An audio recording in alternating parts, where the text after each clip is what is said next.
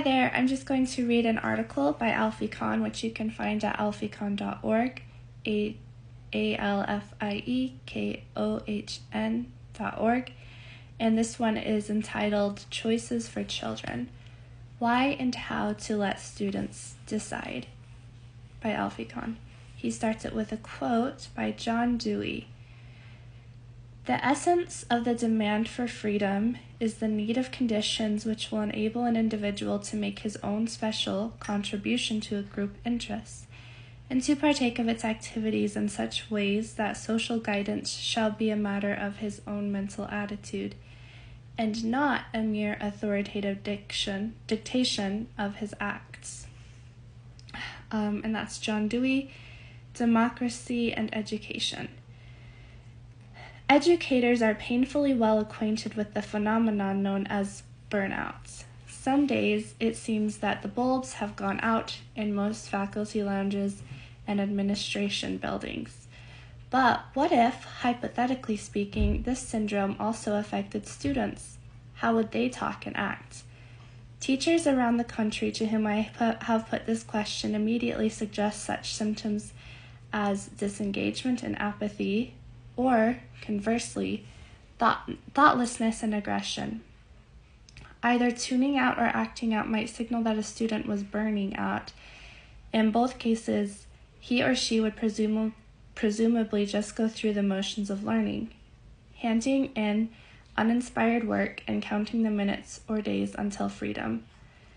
Of course, no sooner is this sketch of a hypothetical student begun than we recognize it as a depiction of real life. The fact is that students act this way every day. But now let us ask what we know from research and experience in the workplace about the cause of burnout. The best predictor, it turns out, is not too much work, too little time, or too little compensation. Rather, it is powerlessness. A lack of control over what one is doing. Combine that fact with the premise that there is no minimum age for burnout, and the conclusion that emerges is this. Much of what is disturbing about students' attitudes and behaviors may be a function of the fact that they have little to say about what happens to them all day. They are compelled to follow someone else's rules, study someone else's curriculum, and submit continually to someone else's evaluation. The mystery really is not that so many students are indifferent about what they have to do in school, but that any of them are not. To be sure, there is nothing new about the idea that students should be able to participate individually and collectively in making decisions. This conviction has long played a role in schools designated as progressive, democratic, open, free, experimental, or alternative.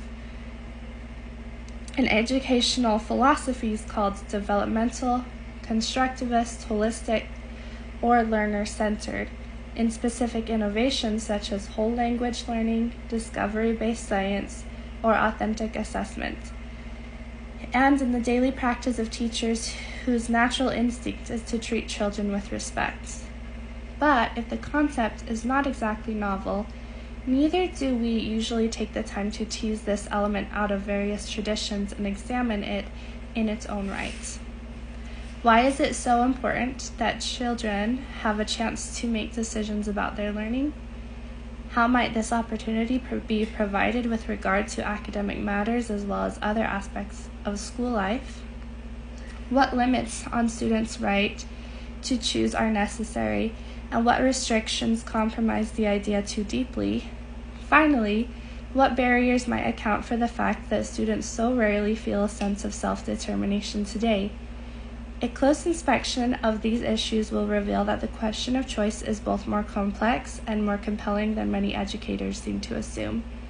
Several years ago, a group of teachers from Florida traveled to what is then the USSR to exchange information and ideas with their Russian-speaking counterparts. What the Soviet teachers most wanted from their guests was guidance on setting up and running democratic schools. Their questions on this topic were based on the assumption that a country like the United States, so committed to the idea of democracy, surely must involve children in decision-making processes from their earliest years. The irony is enough to make us wince. As one survey of American schools after another has confirmed, students are rarely invited to become active participants in their own education. Schooling is typically about doing things to children, not working with them. An array of punishments and rewards is used to enforce compliance with an agenda that students rarely have any opportunity to influence. Think about the rules posted on the wall of an elementary school's classroom, or the rights and responsibilities pamphlet distributed in high schools, or the moral precepts that form the basis of a values or character education program.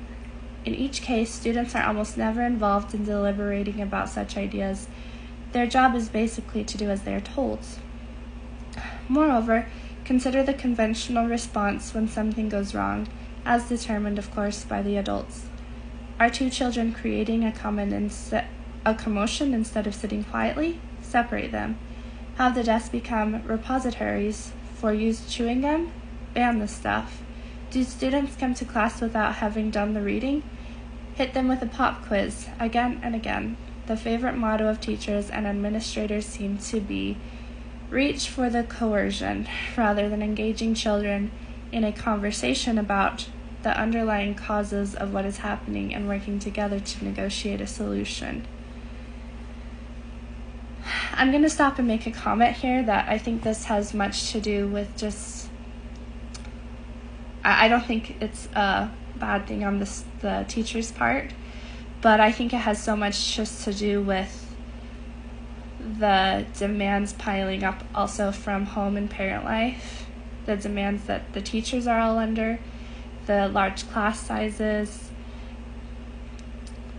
Like, the coercion has to be, it's something that you get down to as sort of the final resorts, and teachers are really good at this. They're really, really good at getting all the students on the same page, getting them all together. And yes, this is also this is something where I think that is kind of necessary in society today. So this is where we have to think about the entire system, the parents, the teachers, everything, instead of just thinking about the tactics used in the classroom, because I think this is a product of all these demands rather than just something that happens, Okay, I'll continue reading. Earlier this year, the principal of a Brooklyn high school told a New York Times reporter that he lived by a simple proposition. This is my house. I am 46 years old. A 15-year-old is not going to dictate to me how this school is run.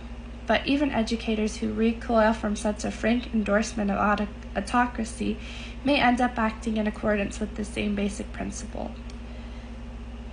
Yeah, and it's like people who are against this just follow the rules mentality.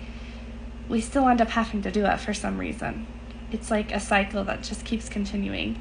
These are my words right here when I look at the camera and I'm not reading. Anyways, so I'll continue reading now.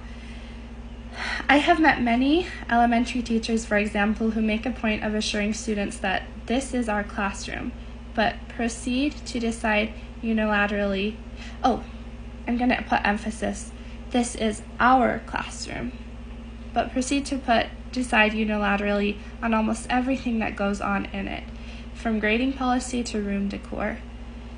As for the content of instruction, the educators who shape the curriculum rarely bother to consult those who are to be educated. There is plenty of enthusiasm about reforms such as outcome-based education, but little concern about bringing students into the process of formulating the outcomes. There is spirited debate about school choice, an arrangement in which districts are compelled to compete for the business of parent consumers, but much less talk about how much choice students have concerning what happens in their classrooms. I'll continue in a part 2.